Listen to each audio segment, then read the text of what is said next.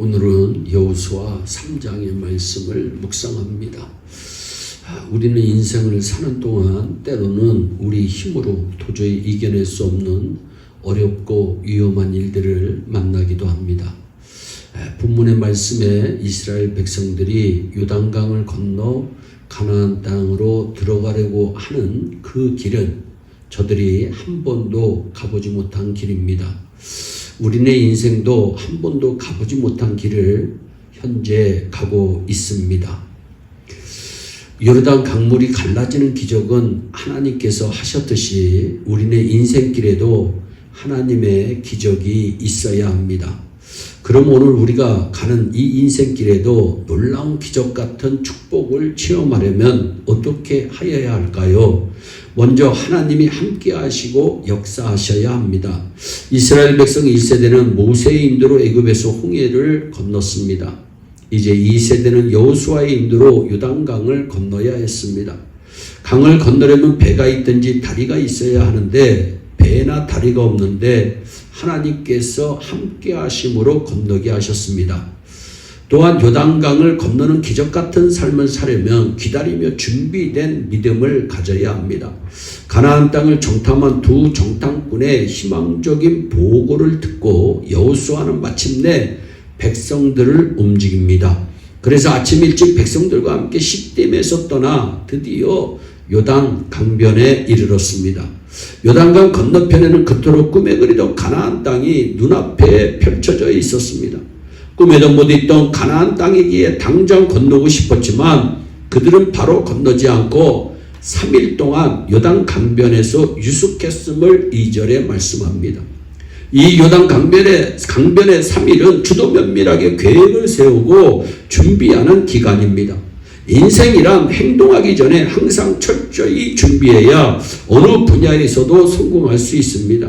성공은 준비가 얼마나 되어 있느냐에 따라 달라집니다. 옛날 속담에 급하거든 돌아가라는 말도 있고 대기만성이란 말도 있습니다. 그만큼 준비가 중요하다고 하는 뜻입니다. 너무 서두르거나 조급하면 일을 망치는 수가 있습니다. 특별히 성도는 무엇보다 기도를 준비해야 합니다. 기도는 최선의 준비입니다.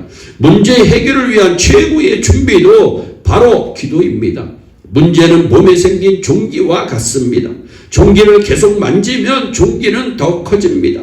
그래서 긁어 부스럼을 만든다는 말이 있습니다.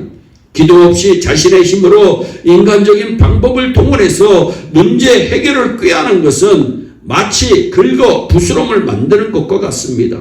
그러므로 기도의 중요성을 잊지 말고 기도하면서 계획을 잘 세워 내일의 축복을 준비해야 합니다. 그리하면 하나님의 기적 같은 역사를 체험하게 될 줄로 믿습니다. 이사야서 40장 1절의 말씀입니다. 내가 참고 주를 기다렸더니 그분께서 내게 귀를 기울이사 내 부르짖음을 들으셨도다. 아멘. 또한 요단강을 건너는 기적을 체험하려면 믿음으로 나 자신이 주님을 따르며 헌신해야 합니다. 3일간의 유숙이 끝나고 전략이 세워지자 가장 먼저 내린 지침이 무엇입니까? 레위 사람 제사장들이 언약궤 매는 것을 보거든 너희가 있는 곳을 떠나 그들을 쫓으라고 하는 명령이 3절입니다. 제사장의 어깨에 하나님의 임재의 상징인 언약궤가 메어져 있어야 합니다. 제사장의 언약궤를 어깨에 매라는 말은 성도는 항상 하나님의 임재 가운데 살아야 한다는 말입니다. 성도는 왕같은 제사장임을 베드로전서 2장 9절에 말씀합니다. 제사장이란 특권을 가진 사람을 뜻하지 않고 앞서서 헌신하는 사람을 뜻합니다.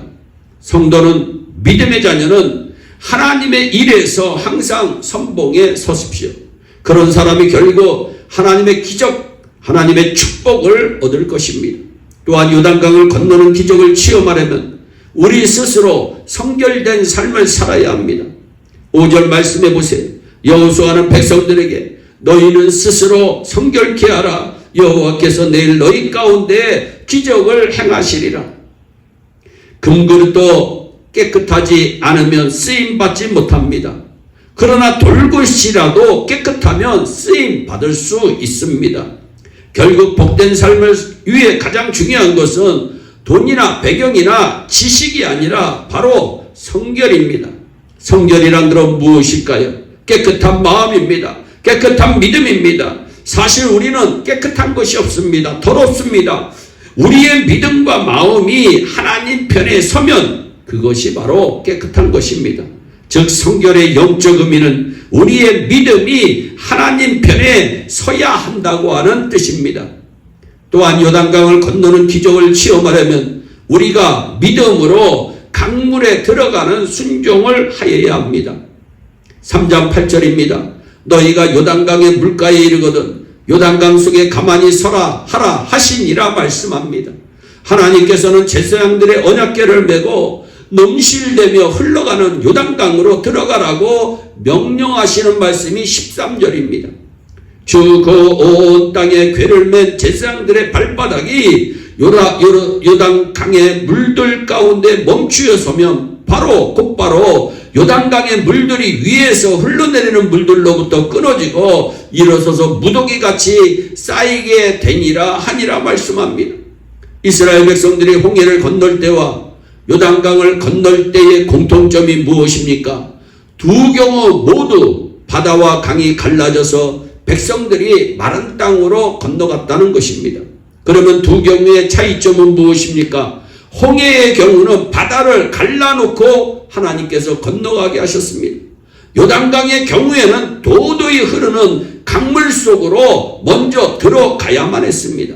그런데 하나님께서는 여호수아를 통해 명령하십니다. 도저히 이해할 수 없고 맞지 않는 명령처럼 보이는데 명령하십니다. 그러나 요단강을 건너려면 하나님의 이 명령에 순종해야만 합니다. 때로 말씀에 순종하여 믿음으로 사는 것이 세상적인 관점에서 볼 때 미친 짓처럼 보일 때가 있습니다. 인간적으로 볼 때 도저히 이해할 수 없을 때도 있습니다.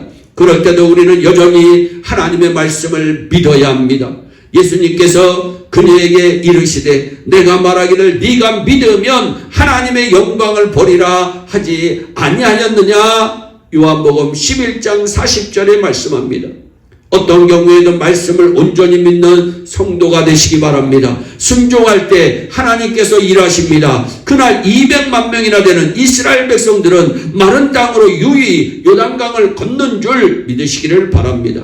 여러분의 인생에 건널 수 없는 강물이 흘러 넘실 거릴지라도 주님의 능력, 하나님의 능력, 하나님의 기적으로 마른 땅으로 건너가게 되는 그러한 귀한 삶을 귀한 삶이 이루어지기를 주 예수 그리스도의 이름으로 축원합니다.